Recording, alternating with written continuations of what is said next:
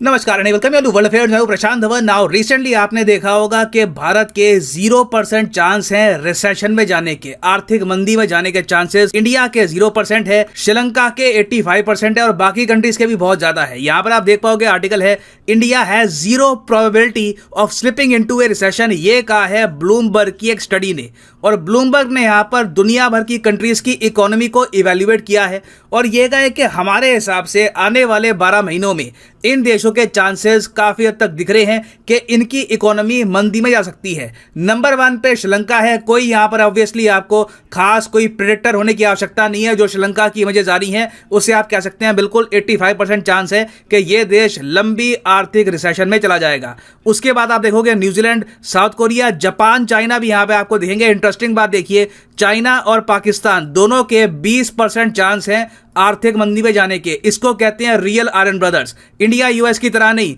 जहां पर यूएस के चांसेस है 40% आर्थिक मंदी में जाने के, इंडिया के 0% चांस है। तो डिस्कस करेंगे इस वीडियो में इन डेप्थ इस टॉपिक को। काफी कुछ आपको जानने को मिलेगा, मगर आगे बढ़ने से पहले आपसे क्वेश्चन पूछूंगा।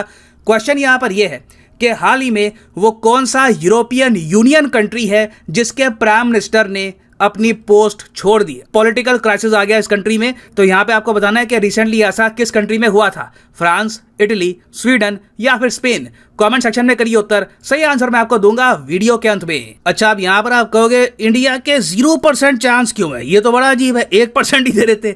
0% कुछ ज्यादा ही ये नहीं है बेनिफिट ऑफ डाउट। डिटॉल की भी ऐड आती है तो वहां पर भी कहते हैं कि 99% इफेक्टिव है। तो देखिए, मैं कहूंगा कि आरबीआई ने जो मेजर्स लिए हैं, इंडिया के पास जो विदेशी मुद्रा भंडार बचा है, उसके अलावा आप अगर देखो तो इंडिया में इन्फ्लेशन कंपैरेटिवली देखो, बिल्कुल मैं ये नहीं कहूंगा कि भारत में इन्फ्लेशन नहीं है। भारत में बिल्कुल इन्फ्लेशन आई है, आरबीआई उसको कंट्रोल करने की कोशिश कर रहा है, मगर दुनिया के कंपैरिजन में आप अगर देखो we are a lot better. दूसरी बात यहां पर यह भी है कि सरकार का जो रेवेन्यू है ना, लगातार बढ़ता जा रहा है। सरकार की टैक्स कलेक्शन लगातार बढ़ती जा रही है। सरकार के पास आज के समय इतना पैसा है कि कल को अगर आर्थिक मंदी के संकेत भी आते हैं तो उससे निपटने के लिए इंडिया बहुत से स्टेप्स उठा सकता है। अब यहां पर आप कहोगे एक बात बताओ, आर्थिक मंदी में एक कंट्री आ चुका है, इसकी डेफिनेशन क्या है? कौन डिसाइड करता है? कोई फॉर्मूला होता है कि अब आपकी ग्रोथ रेट इतनी हो गई तो बाय डिफॉल्ट ये कंट्री आ चुका है रिसेशन में?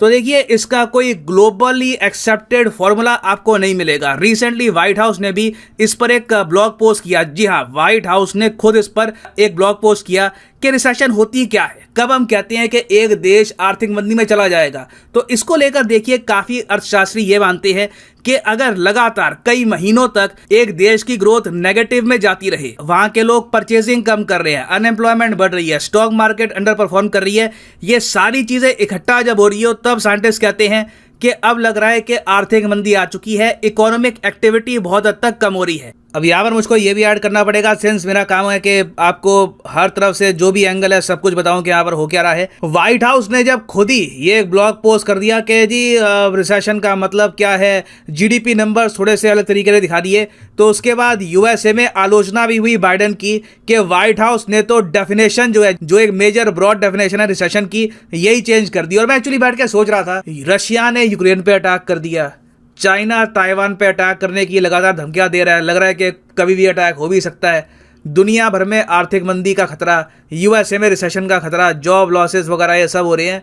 लोगों को डर था ये सब होगा अगर ट्रंप पावर में आ जाएंगे, जबकि उल्टा यहाँ पर हो रहा है। ट्रंप के जाने के बाद बाइडेन जब से यहाँ पे आए हैं तब से ये सब प्रॉब्लम सामने आ रही है। बट यहाँ पर आप कह सकते हैं कि इंडिया के लिए कितनी अच्छी बात है कि हम तो रिसेशन में जाएंगे ही नहीं, हमारी इकोनॉमी इतनी स्टेबल है। देखो, मैं यहाँ पर ये बोलूँगा कि बिल्कुल इंडिया के लिए ये अच्छी बात है। और बीच में ये भी रिपोर्ट्स आ रही हैं, कई जो इकोनॉमिस्ट है ये भी क्लेम कर रहे हैं कि ग्लोबल रिसेशन की वजह से हो सकता है कि ऑयल के दाम क्रैश कर जाएं, कोयले के दाम क्रैश कर जाएं। और सिंस इंडिया एक नेट इंपोर्टर है इन सब चीज़ों का, तो थोड़ा बहुत हो सकता है कि इंडिया को बेनिफिट भी हो। तो अब यहाँ पे आप कहोगे अब तो सर रुका नहीं जा रहा, अब मैं कमेंट कर ही देता हूँ कि बस इंडिया इज़ बेस्ट, हमने बस हमारी इकोनॉमी सबसे स्ट्रॉन्गेस्ट है। मगर मैं यहाँ पे आपको कहूँगा रुको, अभी नहीं मेरे शेर, अभी रुको। एक प्रॉब्लम यहाँ पर आ सकती है, वो ये है कि अगर यूएसए में रिसेशन आता है, हमारे यहाँ रिसेशन नहीं आता, तब भी हमको झटका लगेगा।